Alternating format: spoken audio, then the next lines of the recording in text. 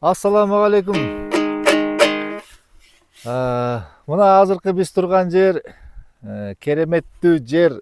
Бул Токтогул районунун Саргамыш деген айылы. Бул саргамыштыктар нар жакта мына бул мен маңдайымда турган Тер жайлак шайлоосуна жайлашат. Өздөрү ушул айылда кыштайт.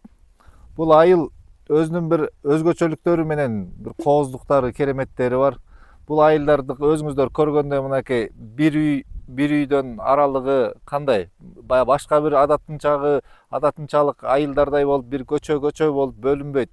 Бул жерде кокту болот болуп эле секилерде үйлөрдү куруп, мына ушундай бир табигый көөнө кыргыздын көөнө жашоосун бир чагылдырган айылдардын бири. Мына ушул жерде менин атам Чомоолу Дүйшөнбек ушул жерде чоңойгон, ушул жерде төрөлгөн.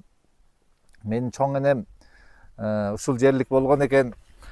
Анан мындан нары жакта Бирлик деген. Бул негизинен жалпы чоң Саргамыш, кичи Саргамыш, анан ичинде Бирлик, ана мына болуп бөлүнө берет. Ошол жерде Бирлик деген жер бул өзүнүн борбору, бул айылдын борбор жери. Ошол жерде атамдын Дүшөн Чомоо уулу атындагы атайын көчө берилген.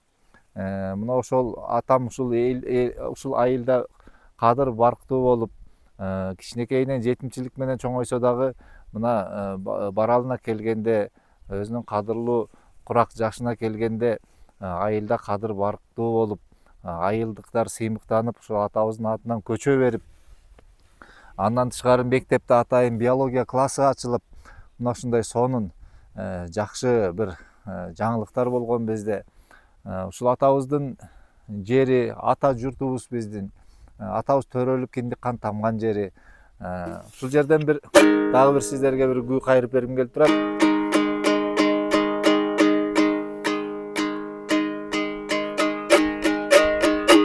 Өзүмө таандык күйлөрдүн бири Толго кербес деп. Толгонгон кербес. Анда эмесе кабыл алыңыздар.